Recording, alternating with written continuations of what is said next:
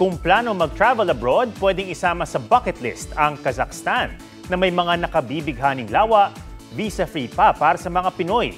G tayo dyan kasama si Ian Cruz.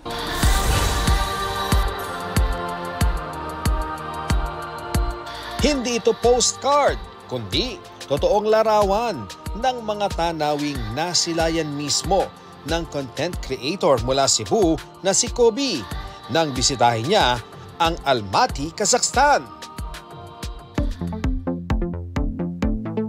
Sa 7 araw niyang pamamalagi roon, ang kanyang first order of business, ang Big Almaty Lake, isang nakabibighaning lawa sa paanan ng bundok na perfect para sa mga nature lover. We rented an electronic bike with an accelerator to go uphill. Sa top, it's super cold. It's suddenly snowing and na-shock ako kasi yung water is really blue. Sakay ng kabayo, mararating naman ang Kindy Lake. Dito, makikita ang mga punong nakalubog sa tubig. Dulot ng isang lindol, mayigit 100 taon na ang nakalipas.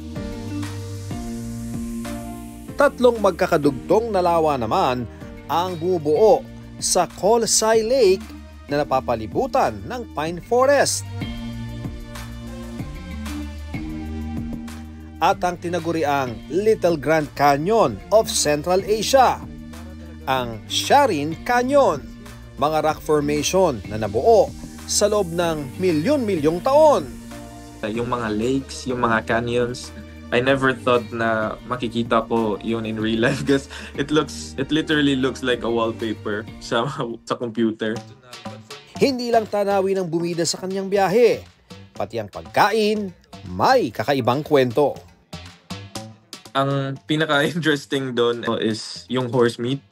So, it's like their national dish. Nawiweirdan ako kasi first time ko mag-eat ng horse and it's probably my last. Kazakhstan is really underrated tourist spot, country spot for like the Filipinos, and it's really an easy access. My direct flight, it's visa-free for Filipinos. Ian Cruz, nagbabalita para sa GMA Integrated News.